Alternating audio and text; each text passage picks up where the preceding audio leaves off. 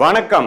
நான் உங்கள் அன்பான சயின்டிஃபிக் வேதிக் அஸ்ட்ராலஜர் அஸ்ட்ரோரஞ்சி பேசுகிறேன். நல்லது நினைப்போம், நல்லதே நடக்கும். இப்போ பார்த்தீங்கன்னா நம்மளுடைய வீடியோஸில் சயின்டிஃபிக் வேதிக் அஸ்ட்ராலஜி முறையில் எப்படி நம்மளுடைய போன ஜென்மத்தில் செய்த பாவ புண்ணியங்களுக்கு ஏற்ற இந்த வாழ்க்கையில் இந்த ஜென்மத்தில் சாதகமான சம்பவங்கள், சாதகமற்ற சம்பவங்கள் ஒளி தத்துவ பிரகாரம் எந்த விதத்திலும் மிகைப்படுத்தாமல் அறிவியல் சார்ந்த முறையில் பரிகாரங்கள் அது மாதிரி மூட நம்பிக்கையில் போகாமல் பார்த்து கொண்டிருக்கிறோம். அந்த வகையில் மிதுன ராசிக்காரர்களுக்கு 2026 ஆங்கில புத்தாண்டு எத்தகைய ஒரு அமைப்பு இருக்க போகிறது, பலாபலன்கள் கொடுக்கக்கூடிய அந்த பொது பலன் என்ன அப்படிங்கிறது நம்ம பார்க்குறோம். இது வந்து ஒரு 150% தான் பொருந்தி வரும். ஏன்னா உங்களுடைய ஜென்ம ஜாதகம் நீங்கள் பிறந்த தேதி, பிறந்த நேரம், பிறந்த ஊரை வைத்து போட்டு என்ன லக்னத்தில் பிறந்தீங்க, என்ன தசாபுக்திகள் போய் கொண்டிருக்கிறது, உங்களோட ஜாதகத்தில் கிரகங்கள் எப்படி இருக்குங்கிறத பொறுத்து தான் நீங்கள் எந்த கர்மாவில் பிறந்திருக்கீங்க, எது மாதிரி விஷயங்கள் அடுத்தடுத்து வரக்கூடிய அமைப்புகள் என்ன அப்படிங்கிற பலாபலன்கள் துல்லியமாக நாம் எடுக்க முடியும். இது இப்போ பார்க்குறது பார்த்தீங்கன்னா 4 ஆண்டு கிரகம் என்று சொல்லப்படுகிற குரு, சனி, ராகு, கேதுகள் கோச்சாரத்தில் எப்படி இருக்கார், இந்த மிதுன ராசிக்காரர்களை எப்படி இப்போது அடுத்த ஒரு வருஷத்துக்கு தாக்குதலை ஒரு மாதிரியான ஒரு பலாபலன்களை கொடுக்கக்கூடிய அமைப்பு எப்படி இருக்குது, எப்படி இன்ஃப்ளூயன்ஸ் பண்ணும் அப்படிங்கிற விஷயத்தை நம்ம ஓவராலாக ஒரு பொது பலனாக பார்க்க போகிறோம். இதில் பாருங்கள், சனி 10ஆம் இடத்திலே நீடித்திருக்கிறார் ஆண்டு முழுவதும். குரு பாருங்கள் ஃபர்ஸ்ட் ஹாஃபில் மே மாதம் வரைக்கும் ராசிக்குள்ளே இருந்து ஜூன் மாதத்துக்கு அப்புறம் ராசிக்கு 2ஆம் இடத்துல உச்சம் பெறுகிறார். அதே சமயத்தில் ராகு 9ஆம் இடத்திலும் கேது 3ஆம் இடத்திலும் ஆண்டு முழுக்க ஒரு ஆல்மோஸ்ட் டிசம்பர் மாதம் வரைக்குமே அதே பொசிஷனில் தான் இருக்கிறாங்க.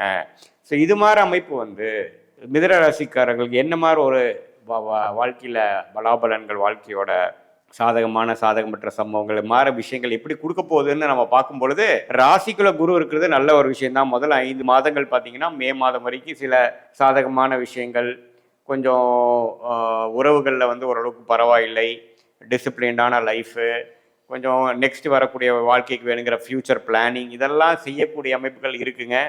அதே சமயத்தில் தொழிலில் நம்ம என்ன வேலையில் என்ன செய்யணுமோ அது அன்றாட வேலையை அப்படியே கடுமையாக உழைத்து செய்யக்கூடிய அமைப்பு அந்த 10ஆம் இடத்துல இருக்கக்கூடிய சனி கண்டிப்பாக கொடுப்பார்.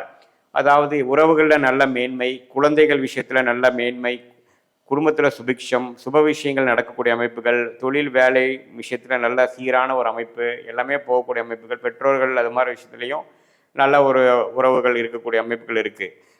ஆண்டின் செகண்ட் ஹாஃப் ஜூன் மாதம் 2026க்கு அப்புறம் பார்த்தீங்கன்னா குரு 2ஆம் இடத்துல உச்சம் பெற்று 6ஆம் இடம், 8ஆம் இடம், 10ஆம் இடத்தை பார்க்குறார். அதுலேருந்து என்னாவது பண விஷயங்கள் அதிகமாக வரக்கூடிய அமைப்புகள் இருக்குது. பணம் நீங்கள் வர வேண்டிய பணம், கொடுத்த பணம், முதலீடு செய்தது பெரிய லெவலில் குரோ ஆகி அந்த ஒரு சுப முதலீடு செய்ததை காசாக்குறது, விற்று காசாக்குறது, அதை எடுத்து வேற இடத்த இன்வெஸ்ட் பண்ணுறது, ஷேர் மார்க்கெட்டில் போட்டது பெரிய அளவுக்கு மேலே வர்றது, ஸ்பெக்குலேட்டிவ் கெயின்ஸு, இது மாதிரி வரக்கூடிய பணங்கள், அடுத்தவங்களோட பணம், லோன், அது மூலமாக இந்த பணப்புறக்காட்டம் அதிகமாக இருக்கக்கூடிய செகண்ட் ஹாஃப் ஆஃப் 2026 மிதுன ராசிக்காரங்களுக்கு அற்புதமாக வருகிறது. அது மூலமாக சில கடன் பிரச்சனைகளை தீர்த்து கொள்ளலாம். இதுவரைக்கும் நீங்கள் சில வாய்ப்புகளை கடந்த 2 வருஷமாக சில வாய்ப்புகளை இழந்து விட்டேன், கொஞ்சம் கடன் ஆயிடுச்சு, சில விஷயங்கள் கொஞ்சம் சரியாக செய்யாமல் நம்ம கொஞ்சம் நஷ்டமாயிருச்சு அப்படிங்கிற மாதிரி விஷயத்தெல்லாம் ஈடுகட்டக்கூடிய ஒரு அமைப்பாக இந்த ஒரு அற்புதமான வாய்ப்பாக யார் கொடுக்குறார்? இந்த மிதுன ராசிக்காரர்களுக்கு கடவுள் 2026 ஜூன் மாதத்திலிருந்து ஒரு அற்புதமான அமைப்பை கொடுக்குறார்.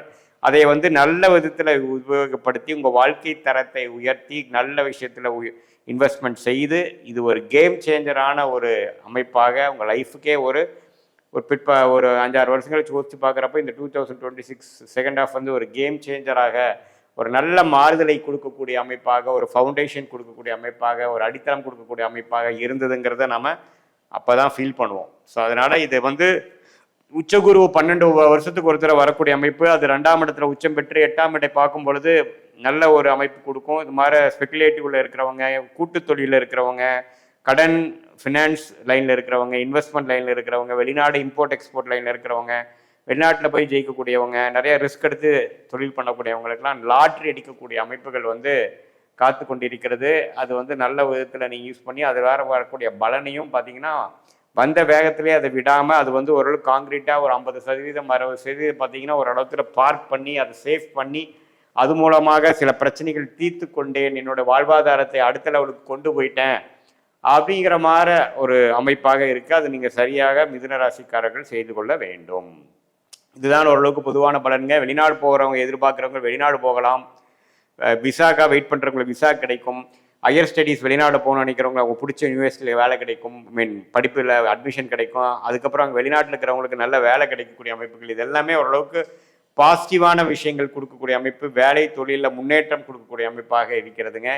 அதே சமயத்தில் இல்லற விஷயங்களில், குடும்ப விஷயங்களில், எல்லா விஷயத்துலையும் ஓரளவுக்கு பாசிட்டிவாக வரக்கூடிய அமைப்புகள். சகோதர விஷயத்தில் வந்து இது வரைக்கும் கொஞ்சம் நெகட்டிவாக இருந்ததுலாம் ஓரளவுக்கு பாசிட்டிவாக வருது. வர வேண்டிய சொத்துக்கள் வரக்கூடிய அமைப்புகள், இதெல்லாமே வந்து மிதுனராசிக்கு வந்து ஓவராலாக ஓரளவுக்கு நல்ல அமைப்புகளை கொடுக்கக்கூடிய செகண்ட் ஹாஃபாக, முதல் ஹாஃப் ஓரளவுக்கு சைலண்டாக இருந்தாலும் சில பிரச்சனைகள் இல்லாத ஸ்மூத்தாக இருக்கிற அமைப்பாக இருந்து, செகண்ட் ஹாஃப் வந்து நம்ம டைனமிக்காக அதிக வேகமாக சில விஷயங்கள் வந்து நீங்கள் எதிர்பார்க்காததுக்கு மேலே வரக்கூடிய அமைப்புகள் இருக்குது. அதை வந்து தொழில் இருக்கிறவங்க, வேலையில் இருக்கிறவங்க கரெக்டான முறையில் உபயோகப்படுத்திக்கணும் அப்படிங்கிறது தான் என்னோட வேண்டுகோள். இது ஒரு பொதுவான பலனே தவிர, உங்களுடைய ஜென்ம ஜாதகத்தில் நீங்கள் எந்த தேதி, எந்த நேரம், எந்த ஊரில் பிறந்து நம்ம ஜாதகத்தை போட்டு அதில் இருக்கக்கூடிய லக்னம் என்ன, நீங்கள் அந்த லக்னத்துக்கு எது மாதிரி தசாபுக்திகள் போய்கொண்டிருக்கிறது, ராஜயோக தசை போய்கொண்டிருக்கிறதா அல்லது மிகவும் சுமாரான தசை போய் கொண்டிருக்கிறதா, அந்த தசநாதன் கோச்சாரத்தில் எப்படி இருக்கிறார், உங்கள் ஜாதகத்தில் எந்த பாவத்தில் இருக்கிறார், புக்திநாதன் எப்படி இருக்கிறாருங்கிறதெல்லாம் நம்ம சேர்த்து வைத்து பார்க்கும் பொழுது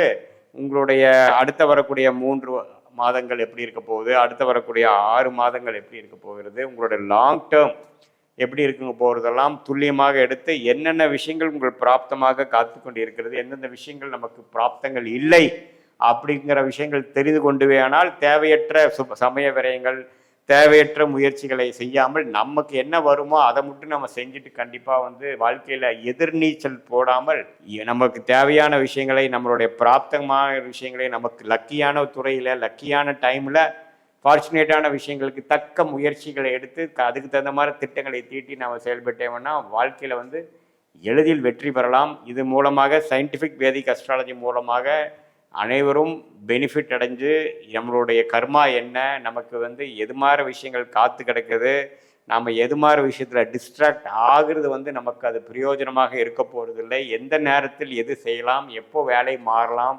எப்போ இருக்கிற வேலையிலேயே பொறுத்து கொண்டு பிரச்சனைகள் இருந்தாலும் பொறுத்து கொண்டு இருந்து எந்த மாதிரி ஒரு நல்ல டைமுக்காக எப்போ வெயிட் பண்ணலாம், எப்போ பிஸ்னஸ் எக்ஸ்பேண்ட் பண்ணலாம், திருமணம் செய்வதற்கு எது மாதிரி நேரம் நல்ல நேரம், நமக்கு வந்து ஏர்லி மேரேஜா லேட் மேரேஜா, எப்படி காதல் கை கூடுமா, எது மாதிரி அமைப்புகள் இருக்குது அப்படிங்கிறதெல்லாம் நம்மளுடைய உண்மையான கர்மாவை சயின்டிஃபிக் வேதிக் அஸ்ட்ராலஜி முறையில் எந்த விதத்திலும் நம்ம மிகைப்படுத்தாமல் பரிகாரங்கள் அது பண்ணலாம் இது பண்ணலான்னு சொல்லி நாமளே குழப்பிக்காமல் எது நம்மளுடைய வாழ்க்கையில் வந்து கர்மாவாக காத்திருக்கிறதோ அதுக்கு தகுந்த மாதிரி முடிவுகளை நம்ம எடுத்து வாழ்க்கையில் நாம் அதை செயல்படுத்துமே. ஆனால் வாழ்க்கையில் எளிதில் நம்ம வெற்றி பெற முடியும் என்று நான் சொல்ல விரும்புகிறேன்.